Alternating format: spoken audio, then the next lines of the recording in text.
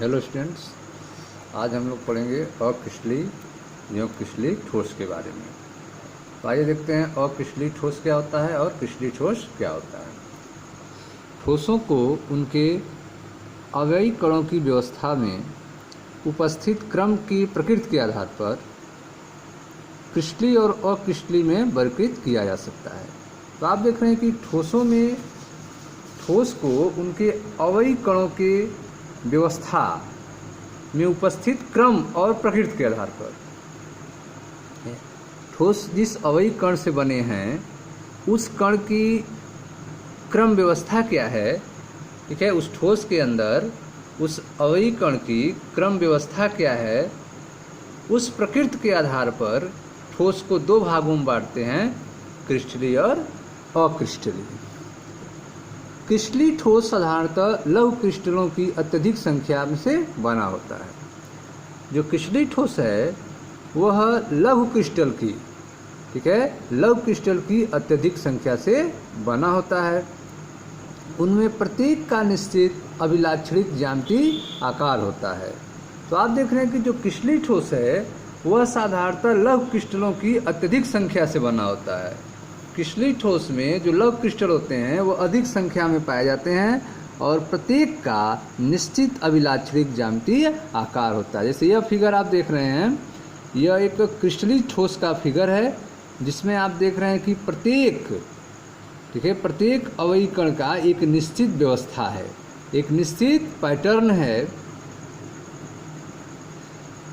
एक इसकी निश्चित ज्यामितीय आकार है।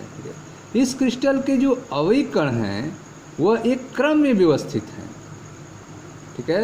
इन क्रमों को देखकर आप जो हिस्सा इसका दिखाई नहीं दे रहा है उसका भी आप अंदाज़ा लगा सकते हैं, उसके बारे में भी बता सकते हैं, भले ही वह आपसे दूर क्यों ना हो, ठीक है।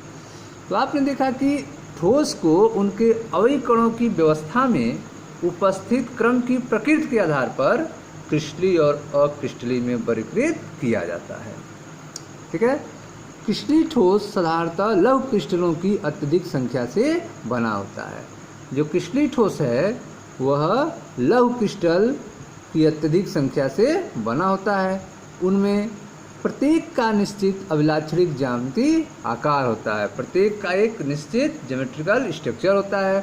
क्रिस्टल में अवयवी कणों, परमाणुओं, अणुओं तथा आयनों का क्रम सुव्यवस्थित होता है तथा इसकी तीनों विमाओं में पुनरावृत्ति होती है।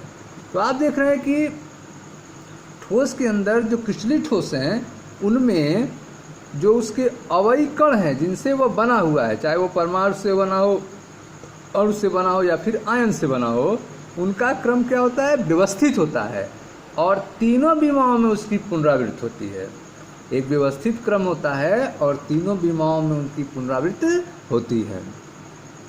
यदि हम क्रिस्टल के एक भाग में कणों की स्थिति का अवलोकन करें तो हम क्रिस्टल के किसी दूसरे भाग में कणों की स्थिति का सही पूर्वानुमान लगा सकते हैं।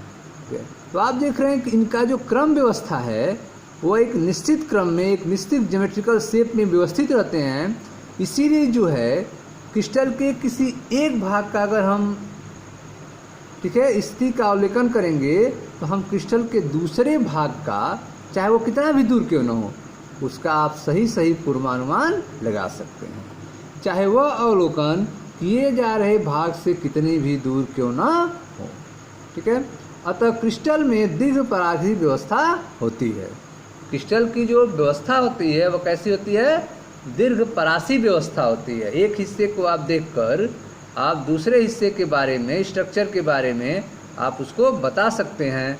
अतः क्रिस्टल की जो व्यवस्था होती है वो दीर्घ परासी व्यवस्था होती है, ठीक है। अर्थात कणों की व्यवस्था का पैटर्न नियमित होता है। जो कणों की व्यवस्था का पैटर्न है वह क्या होता है, नियमित होता है, जिसकी संपूर्ण क्रिस्टल में एक से अंतराल पर पुनरावृत्ति होती है, ठीक है। कणों की व्यवस्था का पैटर्न क्या होता है, नियमित होता है, रेगुलर होता है, जिससे संपूर्ण क्रिस्टल में एक से अंतराल पर पुनरावृत्ति होती है, ठीक है। जैसे ये आप देख रहे हैं एक अंतराल हो गया, फिर उसी तरह का स्ट्रक्चर आ गया, तो एक के अंतराल के बाद फिर उस संरचना का पुनरावृत्ति होती है। ठीक है, तो यह था आपका क्रिस्टलीय ठोस का स्ट्रक्चर के बारे में। इसका उदाहरण देखें, सोडियम क्लोराइड और क्वार्टज। सोडियम क्लोराइड और क्वार्टज क्रिस्टलीय ठोस के विशिष्ट उदाहरण हैं। तो सोडियम क्लोराइड और क्वार्टज जो हैं वह कैसे ठोस हैं? क्रिस्टलीय ठोस हैं। जैसा यह आप फिगर देख रहे हैं, यह क्वार्टज का फिगर है और यह एक क्रिस्टलीय ठोस है। अब आगे देखें, कांच, रबर और बहुत से प्लास्टिकों के द्रव, ठीक है, कांच, रबर और बहुत से प्लास्टिकों के द्रव को जब ठंडा करते हैं, ठीक है, ठंडा करने पर ठोस अवस्था में आते हैं। ठीक है ना, कांच, रबर और बहुत से प्लास्टिकों के द्रव जब ठंडा करने पर ठोस अवस्था में आते हैं तो क्रिस्टल नहीं बनाते हैं। ठीक है, कांच, रबर और बहुत से प्लास्टिक के द्रव जो हैं जब ठंडा इसको करते हैं यह किस अवस्था में आ जाते हैं? ठोस अवस्था में। लेकिन ठोस अवस्था में आ जाते हैं लेकिन यह क्रिस्टल नहीं बनाते हैं। यह अक्रिस्टलीय ठोस कहलाते हैं। ये कैसे ठोस कहलाते हैं? अक्रिस्टलीय ठोस कहलाते हैं। ठीक है, अक्रिस्टलीय ठोस ग्रीक शब्द अमोर्फोस से बना है, जिसका अर्थ होता है आकृति नहीं होना। ठीक है, जो अक्रिस्टलीय शब्द है वो किससे बना है? अमोर्फोस से। ग्रीक शब्द है अमोर्फोस, उसी से बना है अक्रिस्टलीय ठोस। और इसका अर्थ क्या होता है? इसका अर्थ होता है आकृति का नहीं होना, आकृति नहीं होना। ठीक है, अक्रिस्टलीय ठोस असमाकृत के, ठीक है, असमाकृत के कणों से बने होते हैं। ठीक है, जो अक्रिस्टलीय ठोस होते हैं वह समान आकृति के नहीं, असमान आकृति के कणों से बने होते हैं। अक्रिस्टलीय ठोस असमान आकृति के कणों से बने होते हैं। इन ठोसों में अवयवी कणों जैसे परमाणुओं, अणुओं अथवा आयनों की व्यवस्था केवल लघु परासी व्यवस्था होती है। तो आप देख रहे हैं कि अक्रिस्टलीय ठोस में जो इसके अवयवी कण होंगे उनकी व्यवस्था कैसी होगी? लघु परासी व्यवस्था होती है। ऐसी व्यवस्था में नियमित और आवृत्त पुनरावृत्त पैटर्न केवल अल्प दूरियों तक देखा जा सकता है। ठीक है, तो अक्रिस्टलीय ठोस में जो क्रम है, ठीक है, जो परमाणु, अणु, आयनों का व्यवस्था जो है वो लघु परासी होता है।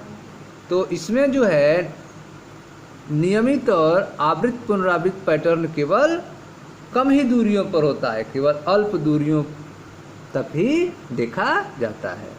ठीक है, नियमित भाग बिखरे होते हैं और इनके बीच व्यवस्था क्रम अनियमित होते हैं। जो रेगुलर पैटर्न होता है, रेगुलर पार्ट होते हैं, वो इसमें क्या होते हैं? बिखरे होते हैं और इनके बीच व्यवस्था क्रम अनियमित होता है। व्यवस्था क्रम कैसा होता है? अनियमित होता है। ठीक है, जैसे क्वार्टज कांच। क्वार्टज कांच जो है वो अक्रिस्टलीय ठोस है, जबकि क्वार्टज क्या है? क्रिस्टलीय ठोस है। जैसा फिगर में आप देख रहे हैं, यह पहला फिगर जो है आपका क्वार्टज है जो क्रिस्टलीय ठोस है, और यह आपका क्वार्टज कांच है जो अक्रिस्टलीय ठोस है, जिसमें एक निश्चित व्यवस्था क्रम नहीं पाया जाता है। ठीक है, यह क्रम जो पैटर्न जो है केवल अल्प दूरियों तक ही देखा जाता है।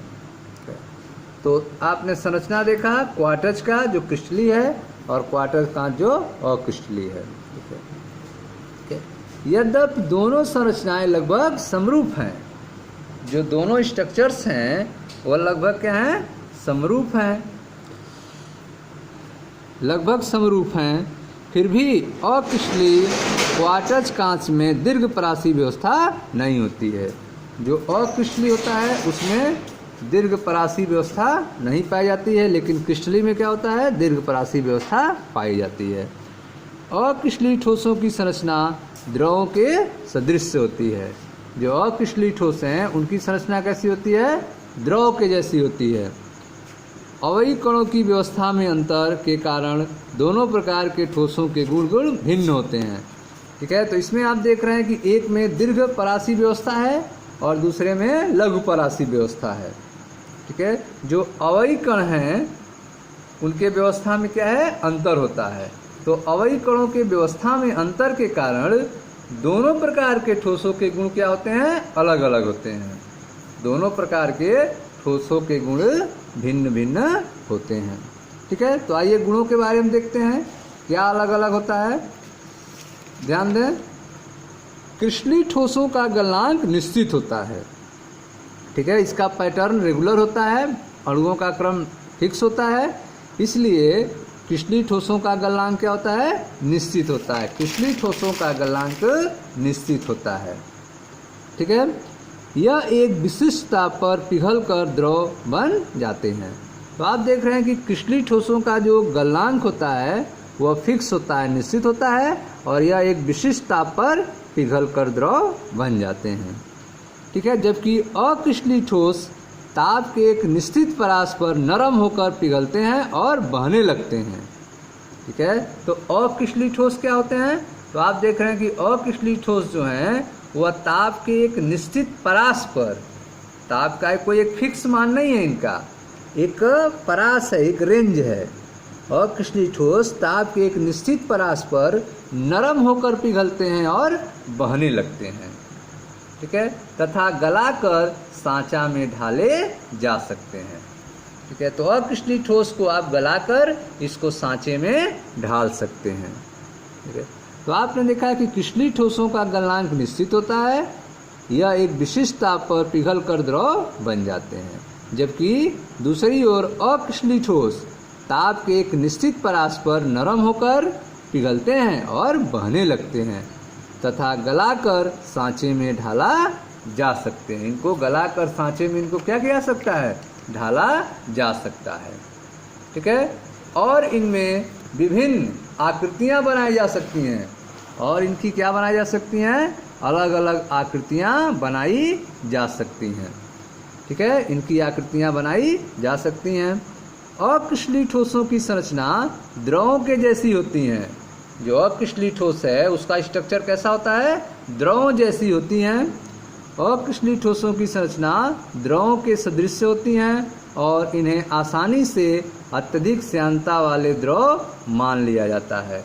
अक्रिस्टलीय ठोस को क्या मानते हैं, अक्रिस्टलीय ठोस को अत्यधिक श्यानता वाले द्रव मान लिया जाता है। ठीक है, तो आप देख रहे हैं कि जो अक्रिस्टलीय ठोस हैं उनका एक निश्चित परास होता है टेम्परेचर का, जिस पर वो नरम होकर पिघलते हैं, बहने लगते हैं और गलाकर इनको सांचों में ढाला जा सकता है। इनमें विभिन्न आकृतियां बनाई जा सकती हैं। अक्रिस्टलीय ठोसों की संरचना द्रवों के जैसी होती हैं, सदृश होती हैं, और इन्हें आसानी से अत्यधिक श्यानता वाले द्रव मान लिया जाता है। ठीक है, किसी एक तापमान पर वे क्रिस्टलीय बन सकते हैं। तो अक्रिस्टलीय ठोस आप देख रहे हैं कि किसी एक तापमान पे किस में चेंज हो सकते हैं, क्रिस्टलीय बन सकते हैं। किसी एक तापमान पर वे क्रिस्टलीय बन सकते हैं। क्रिस्टलीयकरण के कारण, ठीक है, क्रिस्टलीयकरण के कारण प्राचीन सभ्यता की कांच की कुछ वस्तुओं की दृश्यता में दुधियापन पाया जाता है। तो आप देख रहे हैं कि प्राचीन सभ्यता के जो कांच के कुछ वस्तुएं होती हैं, ठीक है, वह देखने में कैसे हो जाती हैं, दुधियापन उसमें दिखाई देता है। और यह दुधियापन क्यों दिखाई देता है, क्रिस्टलीकरण के कारण दिखाई देता है। तो आप देख रहे हैं कि क्रिस्टलीकरण के कारण प्राचीन सभ्यता की कांच की कुछ वस्तुएं की दृश्यता में दुधियापन पाया जाता है। द्रवों के सदृश, द्रवों के जैसे अक्रिस्टलीय ठोसों के प्रवाह की प्रवृत्ति होती है, यद्यपि यह बहुत मंद होता है। ठीक है, तो आप देख रहे हैं कि द्रव के तरह ही अक्रिस्टलीय ठोस में प्रवाह की प्रवृत्ति होती है, लेकिन यह बहुत क्या होता है, स्लो होता है, मंद होता है। अतः कभी कभी इन्हें आभासी ठोस अथवा अतिशीशित द्रव कहा जाता है। ठीक है, तो इस तरह से आप देख रहे हैं कि अक्रिस्टलीय ठोस को क्या कहते हैं, इन्हें आभासी ठोस भी कहते हैं, स्यूडो सॉलिड कहा जाता है, अथवा अतिशीशित द्रव कहा जाता है। ठीक है, तो आप देख रहे हैं कि द्रवों के सदृश, द्रवों के जैसे अक्रिस्टलीय ठोसों में प्रवाह की प्रवृत्ति होती है, यद्यपि यह बहुत मंद होता है। अतः कभी कभी इन्हें आभासी ठोस अथवा अतिशीशित द्रव कहा जाता है। ठीक है, अब आगे देखें आप, अक्रिस्टलीय ठोसों की प्रकृति समदैशिक होती है। ठीक है, अगर अक्रिस्टलीय ठोसों की नेचर देखा जाए, प्रकृति कैसा होता है, तो कैसा होता है इनका, समदैशिक होता है। अक्रिस्टलीय ठोसों की प्रकृति समदैशिक होती है। इनके यांत्रिक शक्ति, अपवर्तनांक तथा विद्युत चालकता जैसे गुण सभी दिशाओं में समान होते हैं। तो आप देख रहे हैं कि अक्रिस्टलीय ठोसों की प्रकृति समदैशिक होती है, अर्थात इनके यांत्रिक शक्ति, अपवर्तनांक और विद्युत चालकता जैसे गुण जो हैं वह सभी दिशाओं में समान होते हैं। जब ऐसे गुण जो है सभी दिशाओं में समान होंगे तो ऐसे प्रकृति को क्या कहेंगे, समदैशिक प्रकृति कहेंगे। और यह किसमें पाया जाता है, अक्रिस्टलीय ठोसों में। तो अक्रिस्टलीय ठोसों की प्रकृति समदैशिक होती है, अर्थात इनके यांत्रिक शक्ति, अपवर्तनांक तथा विद्युत चालकता जैसे गुण सभी दिशाओं में समान होते हैं। इसका कारण यह है कि उनमें दीर्घपरासी व्यवस्था नहीं होती है। अक्रिस्टलीय ठोसों में दीर्घपरासी व्यवस्था नहीं होती है और सभी दिशाओं में कणों की व्यवस्था निश्चित नहीं होती है। ठीक है, अक्रिस्टलीय ठोस में सभी दिशाओं में कणों की व्यवस्था निश्चित नहीं होती है, अतः सभी दिशाओं में समग्र व्यवस्था एक समान हो जाती है। ठीक है, तो क्या होती है, सभी दिशाओं में समग्र व्यवस्था क्या होती है, एक समान होती है, समान हो जाती है। इसलिए किसी भौतिक गुण का मान हर दिशा में समान होगा। किसी भी भौतिक गुण का मान क्या होगा, हर दिशा में समान होगा। क्यों? क्योंकि सभी दिशाओं में समग्र व्यवस्था एक समान हो जाता है। एक समान कैसे जाता है? क्योंकि इनमें दीर्घपरासी व्यवस्था नहीं पाई जाती है, सभी दिशाओं में कणों की व्यवस्था निश्चित नहीं होती है। इसीलिए सभी दिशाओं में समग्र व्यवस्था एक समान हो जाती है और किसी भी भौतिक गुण का मान हर दिशा में समान होता है। ठीक है, तो आप देख रहे हैं कि अक्रिस्टलीय ठोसों की प्रकृति समदैशिक होती है, अर्थात इनके यांत्रिक शक्ति, अपवर्तनांक तथा विद्युत चालकता जैसे गुण सभी दिशाओं में समान होते हैं। इसका कारण यह है कि उनमें दीर्घपरासी व्यवस्था नहीं होती है और सभी दिशाओं में कणों की व्यवस्था निश्चित नहीं होती है, अतः सभी दिशाओं में समग्र व्यवस्था एक समान हो जाती है। इसलिए किसी भी भौतिक गुण का मान हर दिशा में समान होगा। यह आपने देखा गुण। अब देखें, क्रिस्टलीय ठोस विषमदैशिक प्रकृति के होते हैं। ठीक है, आपने देखा कि अक्रिस्टलीय ठोस जो हैं वह समदैशिक प्रकृति के होते हैं, जबकि क्रिस्टलीय ठोस विषमदैशिक प्रकृति के होते हैं, अर्थात उनके कुछ भौतिक गुण जैसे विद्युतीय प्रतिरोधकता और अपवर्तनांक एक ही क्रिस्टल में भिन्न भिन्न दिशाओं में मापने पर भिन्न भिन्न मान प्रदर्शित करते हैं। ठीक है, अतः अलग अलग दिशाओं में कणों की भिन्न व्यवस्था उत्पन्न होती है। ठीक है, क्यों ऐसा होता है? क्योंकि अलग अलग दिशाओं में कणों की व्यवस्था क्या होती है, अलग अलग होती है, भिन्न होती है। इसीलिए जो है विद्युत प्रतिरोधकता और अपवर्तनांक एक ही क्रिस्टल में भिन्न भिन्न दिशाओं में मापने पर भिन्न भिन्न आते हैं। ठीक है, तो आपने देखा है कि क्रिस्टलीय ठोस जो हैं वह विषमदैशिक प्रकृति के होते हैं। क्रिस्टलीय ठोस कैसे होते हैं? विषमदैशिक प्रकृति के होते हैं, अर्थात उनके कुछ भौतिक गुण जैसे विद्युत प्रतिरोधकता और अपवर्तनांक एक ही क्रिस्टल में भिन्न भिन्न दिशाओं में मापने पर भिन्न भिन्न मान प्रदर्शित करते हैं। ऐसा क्यों होता है? क्योंकि यह अलग अलग दिशाओं में कणों की भिन्न व्यवस्था से उत्पन्न होता है। ठीक है, जैसा फिगर आप देखें ध्यान से, यह जो है क्रिस्टल के लिए है। ठीक है, यह क्रिस्टलीय ठोस का है फिगर, जिसमें विषमदैशिकता दिखाया गया है। अलग अलग दिशाओं में कणों की व्यवस्था क्या है, अलग अलग है। जैसे AB, अगर AB देखा जाए तो इधर के कण की व्यवस्था और इधर के कण की व्यवस्था जो है अलग अलग है। उसी तरह से CD अगर क्रॉस लाइन में देखा जाए, इधर कणों की व्यवस्था और इधर के कणों की व्यवस्था क्या होती है, अलग अलग होती है। ठीक है, तो आप देख रहे हैं कि चित्र में दिखाया गया है कि व्यवस्था का दो विमाओं में साधारण पैटर्न दिखाया गया है। चित्र में दो भिन्न प्रकार के परमाणुओं की व्यवस्था का दो विमाओं में साधारण पैटर्न दिखाया गया है। चित्र में दिखाया गया है कि प्रतिरूपण बल जैसा यांत्रिक गुण दो दिशाओं में बिल्कुल अलग हो सकता है।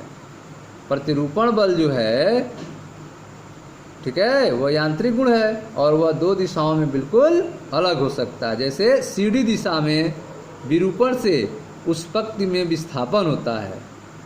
अगर सीढ़ी दिशा में विरूपण किया जाए तो पंक्ति में क्या होता है, विस्थापन होता है, जिससे दो भिन्न प्रकार के अणु हैं, जिसमें दो भिन्न प्रकार के अणु हैं, जबकि ए बी दिशा में एक ही प्रकार के अणुओं का विस्थापन होता है। ठीक है, अगर ए बी दिशा में देखा जाए तो एक ही प्रकार के अणुओं का विस्थापन होगा, जबकि सी डी दिशा में अलग अलग प्रकार के अणुओं का विस्थापन होगा, क्योंकि दो अलग अलग प्रकार के अणु इसमें होते हैं। ठीक है, तो इस तरह से आपने देखा कि यह चित्र जो 1.2 है से स्पष्ट होता है कि इस चित्र में दो भिन्न प्रकार के परमाणुओं की व्यवस्था का दो विमाओं में साधारण पैटर्न दिखाया गया है। फिगर में चित्र में दिखाया गया है कि प्रतिरूपण बल जैसा यांत्रिक गुण दो दिशाओं में बिल्कुल अलग हो सकता है। सीढ़ी दिशा में विरूपण से उस पंक्ति में विस्थापन होता है। ठीक है, सीढ़ी दिशा में विरूपण से क्या होगा, पंक्ति में विस्थापन होगा। सीढ़ी दिशा में विरूपण से पंक्ति में विस्थापन होता है, उस पंक्ति में विस्थापन होता है जिसमें दो भिन्न प्रकार के अणु हैं, जबकि ए बी दिशा में एक ही प्रकार के अणुओं का विस्थापन होता है। तो आप देख रहे हैं कि सी डी में अलग अलग प्रकार के अणुओं का विस्थापन होता है, जबकि ए बी में एक ही प्रकार के अणुओं का विस्थापन होता है। ठीक है, इन भिन्नताओं की सारणी 1.1 में दिखाया गया है। तो अक्रिस्टलीय ठोस और क्रिस्टलीय ठोस में क्या अंतर है, इसके लिए एक सारणी बनाया गया है, टेबल बनाया गया है। ठीक है, इसको हम अगले वीडियो में एक्सप्लेन करेंगे क्या उनमें डिफरेंस है। अब आगे देखें ध्यान से।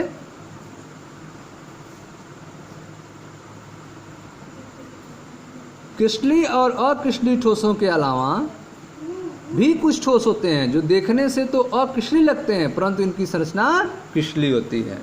तो आप देख रहे हैं कि क्रिस्टलीय और अक्रिस्टलीय ठोसों के अलावा, ठीक है, कुछ ठोस और भी होते हैं जो देखने में कैसे लगते हैं, अक्रिस्टलीय लगते हैं, लेकिन इनकी संरचना क्रिस्टलीय होती है। इन्हें बहुक्रिस्टलीय ठोस कहते हैं। इनको क्या कहते हैं, बहुक्रिस्टलीय ठोस कहते हैं। धातुएं अक्सर बहुक्रिस्टलीय ठोस अवस्था में होती हैं। धातुएं जो होती हैं वो किस अवस्था में होती हैं, बहुक्रिस्टलीय ठोस अवस्था में होती हैं। इनमें क्रिस्टल इस प्रकार से अभिमुख होते हैं कि धातु का नमूना समदैशिक लगता है। ठीक है, इसमें जो क्रिस्टल हैं, ठीक है, इसमें क्रिस्टल इस प्रकार से अभिमुख होते हैं कि धातु का नमूना कैसा लगता है, समदैशिक लगता है। यद्यपि अकेला क्रिस्टल विषमदैशिक होता है। तो आप देख रहे हैं कि अकेला क्रिस्टल कैसा होगा, विषमदैशिक, लेकिन बहुक्रिस्टलीय ठोस में व्यवस्था कैसी होगी, समदैशिक होगी, लेकिन अगर अकेला देखा जाए तो विषमदैशिक होगा। अक्रिस्टलीय ठोस उपयोगी पदार्थ होते हैं। जो अक्रिस्टलीय ठोस होते हैं कैसे होते हैं, उपयोगी पदार्थ होते हैं। कांच, रबर और प्लास्टिक के हमारे दैनिक जीवन में अनेक अनुप्रयोग हैं। अक्रिस्टलीय सिलिकॉन सूर्य के प्रकाश का विद्युत में रूपांतरण करने के लिए उपलब्ध श्रेष्ठतम प्रकाश वोल्टीय पदार्थ है। ठीक है, तो आप देख रहे हैं कि जो अक्रिस्टलीय सिलिकॉन होता है वह कैसा पदार्थ है, प्रकाश वोल्टीय पदार्थ है। यह क्या करेगा, यह सूर्य के प्रकाश का विद्युत में रूपांतरण करने के लिए उपलब्ध होता है। सूर्य के प्रकाश का विद्युत में रूपांतरण करने के लिए यह श्रेष्ठतम है, उत्तम है। ठीक है, यह प्रकाश वोल्टीय पदार्थ होता है। तो आपने देखा कि क्रिस्टलीय और अक्रिस्टलीय ठोसों के अलावा भी कुछ ठोस होते हैं जो देखने में तो अक्रिस्टलीय लगते हैं, परंतु इनकी संरचना क्रिस्टलीय होती है। इन्हें क्या कहते हैं, इन्हें बहुक्रिस्टलीय ठोस कहते हैं। धातुएं अक्सर बहुक्रिस्टलीय अवस्था में होती हैं। जो धातुएं होते हैं, मेटल्स होते हैं, वह किस अवस्था में होते हैं, बहुक्रिस्टलीय अवस्था में होते हैं।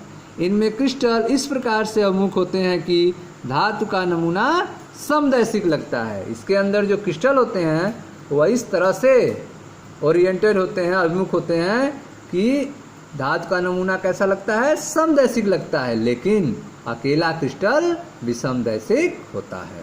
ठीक है, अक्रिस्टलीय ठोस उपयोगी पदार्थ होते हैं।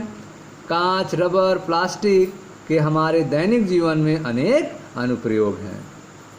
ठीक है, यह सब अक्रिस्टलीय ठोस के उदाहरण हैं। अक्रिस्टलीय सिलिकॉन सूर्य के प्रकाश का विद्युत में रूपांतरण करने के लिए उपलब्ध श्रेष्ठतम प्रकाश वोल्टीय पदार्थ है।